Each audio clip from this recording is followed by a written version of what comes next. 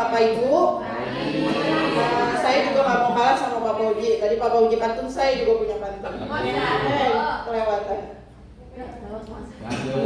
Oke, ini ada pantunnya. Jalan-jalan ke tepi kali. Airnya jernih, menyejukkan hati.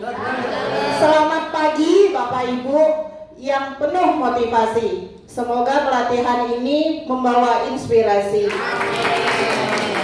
Ini kebagian materi tentang pengalaman pembelajaran dan kerangka pembelajaran. Nah, jadi di pembelajaran mendalam itu harus kita ingat ada kata kuncinya yaitu 8, 3, 3, 4. Yang 8 itu kemarin adalah dimensi profil lulusan. Yang ketiga yang disampaikan Ibu Dian tadi adalah prinsip pembelajaran. Prinsip pembelajarannya tadi ada singkatannya BB, kesadaran, bermanfaat,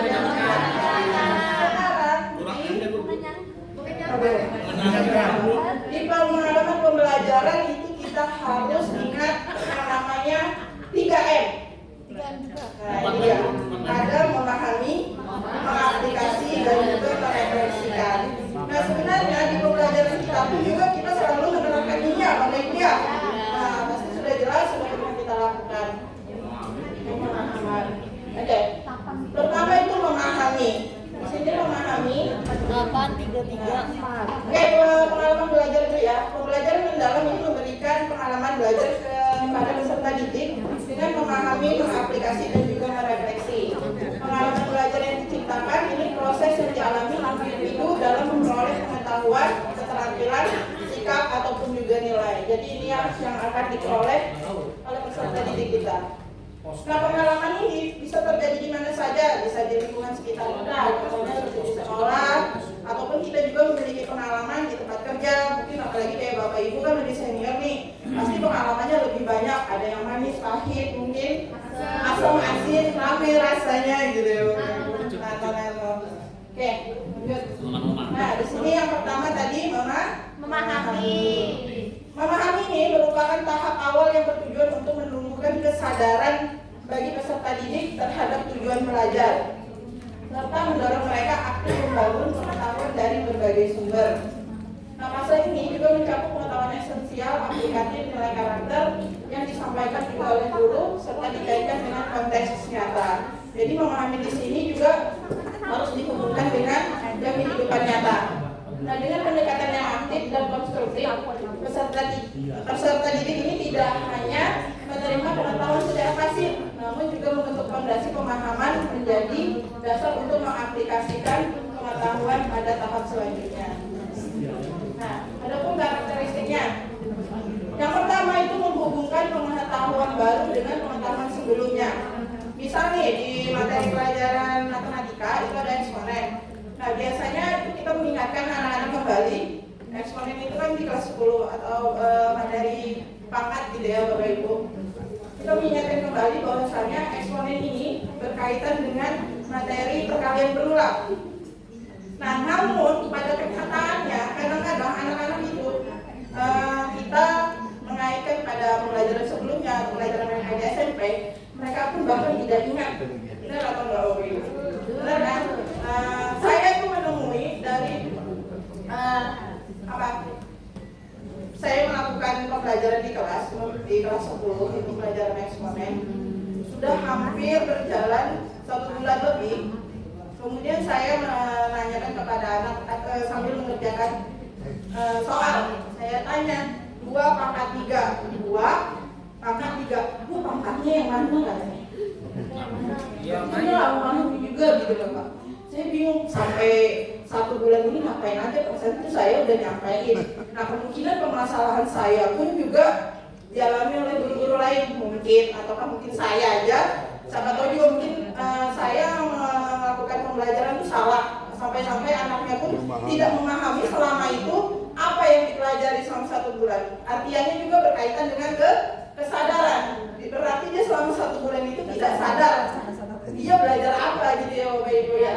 Oke, menurut saya mau tanya nih, karena kan Bu Ima juga guru matematika, apa sama gitu sama saya mengalami Eksponen tadi Kak Bu. Iya. pemahaman yang kurang. Tadi kan juga di kelas 10 ya, sama-sama materi eksponen. Jadi salah satu alasan saya kalau Bapak Ibu lihat saya ngajar pakai mic kadang ya di kelas. Salah satu alasan saya karena saya selalu menjelaskan berulang-ulang sampai suara saya habis tiap pulang. Makanya jadi yang Ibu alami itu saya juga alami Bu. Memang kita udah berusaha ya Bu ya supaya mereka bisa paling enggak kata Pak Roni ikut aja di dalam kelas sudah alhamdulillah. Nah apalagi mereka nggak bisa sehingga memang sih mungkin telat kita ngambil apa Bu keinginan minimal mereka ikut belajar aja, tapi tetap harapan kita nanti mereka bisa memahami materi yang kita kasih. Jadi kalau Ibu tanya saya mengalami, iya Bu mengalami. Terima kasih Bu. Tepuk tangan buat Ibu Iman, terima kasih atas berbagi pengalamannya. Jadi tidak hanya saya aja yang mengalami hal tersebut. Oke, yang kedua karakteristiknya yaitu menstimulasi proses berpikir peserta didik. Nah, artinya kita mendorong peserta didik ini untuk berpikir. Mungkin caranya bisa dengan mengajukan pertanyaan pemantik gitu. Misalnya kan 2/3 itu adalah 2 itu dikalikan sebanyak 3 kali. Bagaimana jika atau misal 10/2 artinya kan 10 kali 10. Nah itu bisa dilakukan pertanyaan pemantik berapa sih? Misalnya 3/2, 5/2 dan seterusnya. Menghubungkan dengan konteks nyata dan atau kehidupan sehari-hari. Nah, itu bisa dihubungkan juga ke konteks nyata. Kehidupan nyata. Mungkin kalau di materi eksponen itu tentang banyaknya data penduduk ya misalnya Bu Ime ya, penyebaran virus juga bisa. Nah, kemudian yang selanjutnya itu memberikan kebebasan eksploratif dan kolaboratif. Artinya juga dia bisa berkolaborasi dengan sesama temannya di kelas atau sama gurunya, bisa juga membentuk kelompok diskusi. Kemudian menanamkan nilai-nilai moral dan etika dan nilai positif lainnya.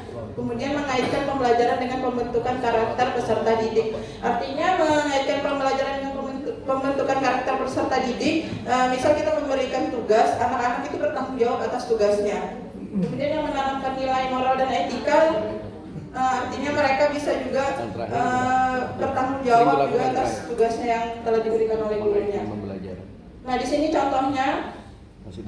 Tadi kan di matematika tuh, di pembelajaran IPS juga bisa. Di sini ada mengeksplorasi pengalaman peserta didik terhadap permasalahan sosial di masyarakat. Kemudian ini ada memberikan data kemiskinan di Indonesia serta meminta peserta didik untuk memahami serta memberi tanggapan. Nah hal inilah yang dapat kita berikan contoh untuk siswa bisa memahami materi apa yang kita sampaikan. Kemudian yang kedua itu adalah mengaplikasi. Nah pastinya setelah memahami materi, kita harapkan anak-anak itu bisa mengaplikasikan apa yang kita sampaikan. Nah pengalaman belajar yang menunjukkan aktivitas peserta didik ini mengaplikasi pengetahuan dalam kehidupan secara kontekstual. Pengetahuan yang diperoleh peserta didik pada tahap memahami diaplikasikan sebagai proses perluasan pengetahuan. Peserta didik ini mampu menghubungkan ide-ide, menganalisis, membangun solusi kreatif dan inovatif dalam pemecahan masalah yang konkret, yang hasilnya dapat berupa produk atau kinerja peserta didik. Nah, untuk pengaplikasian ini biasanya di matematika setelah kita memberikan materi, kadang-kadang anak-anak itu nggak bisa mengaplikasikan, benar nggak sih Bu In? Kadang-kadang atau Bu In juga pernah dapat pengalaman gitu, anak-anak nggak bisa mengaplikasikan, boleh berbagi Bu In. Bisa dikasih operasi. Oke, untuk mengaplikasikan biasa kalau ibu ya, karena anak-anak kita di sini itu dasarnya aja sudah susah kan, ya untuk mengaplikasikan tuh mungkin agak-agak susah atau belum bisa. Nanti kita coba ya Bu. Namanya Bu Iin ya.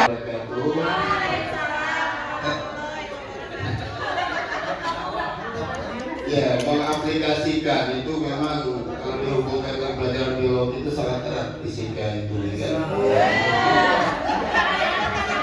Jadi kalau fisika tadi sebelum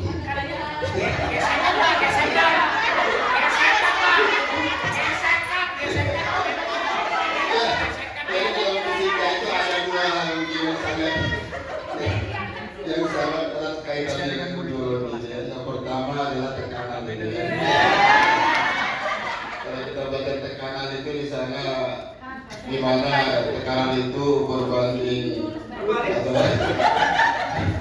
jadi sebanding dengan gaya yang dilakukan gitu ya.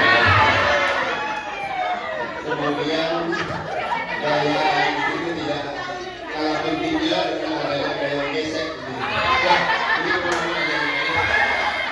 Ini ya baik, untuk mengaplikasikan saya pikir pelajaran fisika itu secara apa ya, kehidupan nyatanya mungkin tidak ada gitu ya. Ini agak serius sedikit jadi kalau mengaplikasikan pelajaran fisika dalam kehidupan nyata itu banyak sekali. Memang saya seringkali beritahu kepada anak-anak bahwa tanpa fisika kita ini sebenarnya tidak bisa apa-apa. Ya. Salah satu dan saya kan yang tidak sejauh-jauh lah dalam ruang kelas saja fisika itu sudah digunakan, misalnya bagaimana lampu ini kok bisa nyala, ya kan? Kemudian yang kedua kita menggunakan proyektor ini juga pakai apa? Nah, di situ semuanya pada pelajaran fisika. Kamu datang ke sekolah pakai apa? Motor juga fisika di sana. Nah, jadi pelajaran fisika itu sangat erat kaitannya atau mengaplikasi ke dalam kehidupan nyata itu sangat banyak sekali sebenarnya. Tinggal kita mau tahu apa tidak begitu. Ya mungkin untuk aplikasi Bu sudah banyak untuk fisika itu. Artinya dalam kehidupan kita, jadi kita mencontohkan kepada anak itu sebenarnya tidak usah jauh-jauh, di lingkungan kita sendiri sudah banyak. Terima kasih Bu, itu saja mungkin. Tangan untuk Pak Komedi, terima kasih. Ekonomi bisa ya Bu Endang ya? Di apa ya Bu Endang? Kalau boleh tahu pengalamannya Bu Endang, aplikasi yang bisa di untuk pelajaran ekonomi Bu Endang. Tadi kan sudah IPA nih, PS lagi. Bahasa Inggris. Ya, untuk pelajaran ekonomi ini sebenarnya semua mata pelajaran termasuk ya dalam pembelajaran ekonomi. Banyak sekali sebenarnya yang bisa kita gali dalam kehidupan sehari-hari. Yang contohnya saja yang mungkin anak-anak mungkin tidak merasakan bagaimana cara mengatur keuangannya pada waktu dia mengatur uang saku yang diberikan orang tuanya. Misalnya ada orang tua yang memberikan uang saku selama 1 minggu itu 100.000. Nah kemudian ya sebagian ada yang seperti itu. Nah dia disuruh mengelola keuangan itu bagaimana caranya cukup untuk satu minggu. Nah sebenarnya secara tanpa sadar mereka itu sudah mempraktekkan ilmu ekonomi, cuma dia tidak tahu kalau itu adalah bagian daripada ilmu ekonomi. Seperti itu mungkin Bu. Terima kasih Bu Endang, tepuk tangan buat Bu Endang. Jadi sangat banyak sekali ya sudah Bapak Ibu mengalami pengalamannya lebih banyak gitu tentang aplikasi ini. Kemudian merefleksi. Nah, refleksi ini adalah proses di mana peserta didik bisa mengevaluasi dan memahami proses serta hasil dari tindakan praktik nyata yang telah mereka lakukan. Di tahap refleksi ini melibatkan regulasi diri sebagai kemampuan individu untuk mengelola proses belajarnya secara mandiri, meliputi perencanaan, pelaksanaan, pengawasan dan juga evaluasi terhadap cara belajar mereka. Merefleksikan pengetahuan artinya peserta didik ini bisa memperluas dan menemukan ide atau solusi baru. Nah, refleksi ini juga pasti sudah Bapak Ibu lakukan setelah melaksanakan atau melakukan pembelajaran di kelas. Bapak Ibu boleh tanya, apakah setiap Bapak Ibu masuk kelas selalu melakukan refleksi? Boleh salah satu Ibu Ayu. Terima kasih Bu Rizka. Biasanya di pelajaran bahasa Indonesia, khususnya pelajaran saya setiap akhir kelas itu biasanya merefleksi Bu Rizka. Dengan cara apa? Dengan cara memberikan pertanyaan pemantik apa yang sudah kita pelajari gitu. Apa yang kalian pahami? Terus tolong menggunakan bahasa kalian sendiri. Jadi dalam pelajaran bahasa Indonesia itu misalnya kita membahas sebuah tema, terus itu menggunakan tema cerpen atau dan lain sebagainya. Terus mereka itu bisa menjabarkan menggunakan bahasa masing-masing pun artinya mereka paham gitu. Tidak mengikuti bahasa buku misalnya.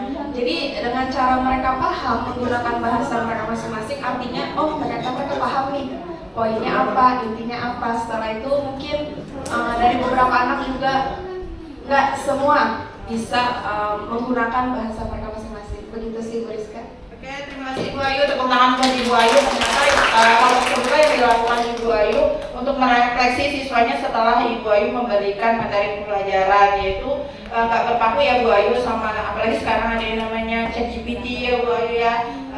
Kadang-kadang anak-anak itu bisa menjawab pertanyaan yang kita berikan itu betul-betul plek-ketiplek pakai ChatGPT atau Google. Apalagi matematika tuh ketahuan banget ya Bu ya, ada yang bisa pakai Brainly gitu kan. Juga pangkat, biasanya pangkat tuh langsung ditulis asal 2 pangkat 2 di atas, mereka pakai tanda apa itu, simbol petika apa gitu, kan ketahuan banget gitu. Nah, semoga dari adanya kegiatan refleksi anak-anak bisa menyadari bahwasanya materi yang mereka pelajari itu harus bisa juga mereka kembangkan sendiri dengan bahasa mereka juga sendiri. Nah, di sini juga refleksi ini karakteristiknya itu agar memotivasi diri sendiri untuk terus belajar bagaimana cara belajar. Kemudian refleksi terhadap pencapaian tujuan pembelajaran, menerapkan strategi berpikir, memiliki kemampuan metakognisi atau meregulasi diri dalam pembelajaran, serta juga meregulasi emosi dalam pembelajaran. Nah, contohnya juga tadi sudah disampaikan oleh Ibu Ayu. Nah, inilah bagian dari memahami, mengaplikasi dan juga merefleksi. Kemudian pengalaman belajar ini terkait di pengalaman belajar di pembelajaran mendalam itu terkait pada taksonomi Solo, Bapak Ibu. Biasanya kita tahu yang hanya kita kenal taksonomi Bloom ya, Bapak Ibu ya. Nah, di sini saling berkaitan Bapak Ibu. Ternyata pembelajaran mendalam itu mengarah kepada taksonomi Solo. Di sini ada pun perbedaannya. Nah, di bagian memahami taksonomi Solonya itu ada multistruktural, unistruktural sama prastruktural. Artinya dari memahami prastruktural itu anak-anak atau peserta didik kita tidak memahami konsep sama sekali. Kemudian yang unistruktural, mereka sudah memahami, sudah menemukan konsep, tapi hanya satu. Misalnya di persamaan lingkaran, mereka hanya tahu rumus persamaan lingkaran itu x kuadrat ditambah y kuadrat sama dengan r kuadrat, ya kan? Di pusat lingkarannya itu di 0,0. Hanya satu mereka tahu. Tapi setelah di multistruktural, ini akan menambah konsepnya, konsep rumusnya. Bahwasanya persamaan lingkaran itu tidak hanya menggunakan rumus x pangkat 2 ditambah y pangkat 2 sama dengan r pangkat 2 yang ada di pusat 0,0, tetapi ada juga yang melalui titik pusat PA, B. Mungkin di pembelajaran yang lain juga banyak ya, kayak fisika itu banyak banget kan kayak rumusnya yang harus diingat oleh siswa. Jadi memahami itu masuk ketiga ini. Di taksonomi Bloomnya itu ada memahami dan mengingat. Mengaplikasi ada relasional, kemudian menganalisis dan menerapkan, merefleksi, berpikir abstrak yang mendalam, itu mencipta dan mengevaluasi. Nah, inilah pengalaman belajar yang berkaitan dengan taksonomi Solo. Nah, inilah bagian dari pengalaman belajar yang tadi ada memahami, mengaplikasi dan merefleksi. Nah, sebelumnya tadi sudah disebutkan dengan Pak Pauji bahwasanya saya menyampaikan bukan hanya pengalaman pembelajaran, tapi juga ada namanya kerangka pembelajaran, yaitu tadi rumusnya apa Bapak Ibu? 8, 3, 3, 4. Berarti yang terakhir kerangka pembelajaran itu ada 4. Nah, ini dia. Yang pertama praktik pedagogis, yang kedua itu ada kemitraan pembelajaran, yang ketiga lingkungan pembelajaran serta pemanfaatan digital. Nah, kerangka pembelajaran ini mungkin juga selama ini sudah kita gunakan ya Bapak Ibu ya. Sudah pernah kan? Oh, belum Pak ya. Oke, dijelasin dulu ini. Karena pelatihan dulu ya Bapak dijelaskan. Sebenarnya saya juga dari kemarin sampai hari ini terakhir juga di materi Ibu Dian, semua materi sudah disampaikan. Kemudian ini kita ya ibaratnya puncaknya ya Bapak Ibu. Inti dari pelatihan ini biar kita bisa membuat modul pembelajaran itu sendiri. Nah, kemarin itu juga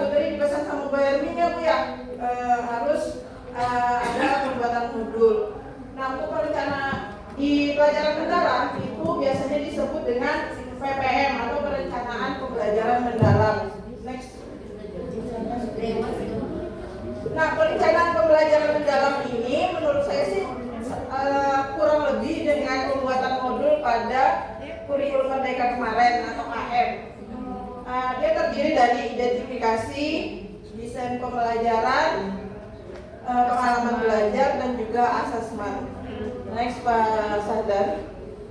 Nah, di identifikasi ini mencakup yang pertama itu ada identifikasi kesiapan murid, kemudian memahami karakteristik materi pelajaran, dan juga menentukan dimensi profil lulusan. Next, Pak Sadar. Kemudian di desain pembelajarannya, yang pertama itu kita menentukan dulu tujuan pembelajarannya atau TP-nya, kemudian baru kita menyusun kerangka pembelajarannya yang tadi ada praktik, pedagogis, kemitraan pembelajaran, lingkungan pembelajaran, dan pemanfaatan digital. Itu desain pembelajarannya. Next, Pak Sahdan. Pengalaman belajar juga harus dimasukkan. Yang pertama, merancang pembelajaran dengan prinsip BBM, yaitu berkesadaran, bermakna, dan juga menggembirakan. Yang kedua itu ada mendeskripsikan pengalaman belajar, memahami, mengaplikasi, dan juga merefleksi. Next, Pak Sadar. Nah, di asesmennya ada asesmen pada awal pembelajaran, asesmen pada proses pembelajaran, dan yang ketiga asesmen pada akhir pembelajaran. Yang tadi yang bilangnya Bu Eka, yang singkatannya ASPO katanya ya. Asesmen yang pertama apa? Asesmen, yang kedua learning, dan yang terakhir learning. Pak Sadar sudah? Nah, ini ada perbedaan dari pembuatan modul di kurikulum Merdeka sama ini perencanaan pembelajaran mendalam di web.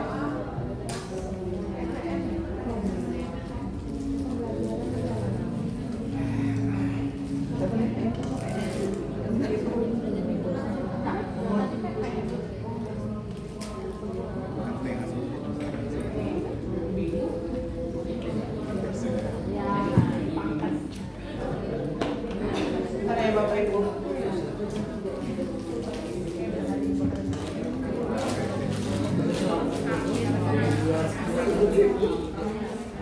Nah, ini perbedaannya. Nah, di kurikulum Merdeka, yang modul ajak kurikulum Merdeka atau modul KM, itu informasi kelompoknya sangat banyak ya. Nah, untuk identitas pembelajaran, perencanaan pembelajaran mendalam, identifikasinya hanya ada 3. Yang penting ada peserta didik, materi pelajaran, dan juga disiplin profil lulusan. Kemudian yang sebelumnya itu komponen di pembelajaran mendalam itu ditulisnya adalah desain pembelajaran yang terdiri dari CP, lintas disiplin ilmu, TP atau tujuan pembelajaran, kemudian ada topik pembelajarannya sesuai dengan kuncinya pembelajaran mendalam itu ada praktik pedagogisnya, ada kemitraan pembelajaran, lingkungan pembelajaran, dan juga pemanfaatan digital. Kemudian kita sadar komponen inti di modulnya kurikulum Merdeka itu sangat banyak ya. Kalau di pembelajaran mendalam itu langsung ke pengalaman belajar, di mana kegiatan awal ada orientasi, absensi, dan juga menyampaikan tujuan dan motivasi. Kemudian di kegiatan inti itu ada nah ini sudah sesuai sintaks model yang diintegrasikan dengan pembelajaran mendalam. Jadi ada memahami, mengaplikasi juga, dan merefleksi. Kemudian yang terakhir ada kegiatan penutup. Ada kesimpulan, umpan balik, refleksi, ada rencana tindak lanjut, motivasi penutup, dan yang terakhir itu ada asesmen yang sudah dijelaskan Ibu Eka tadi. Nah, untuk penyusunan perencanaan pembelajaran mendalam ini nanti akan dipandu sama Ibu Dian sama Ibu Amita, karena biar memudahkan Bapak Ibu mungkin bisa dapat konsepnya melalui apa itu Amita? Aktivisi ada IG lah, rasanya itu AI gitu. Nah, nanti sambil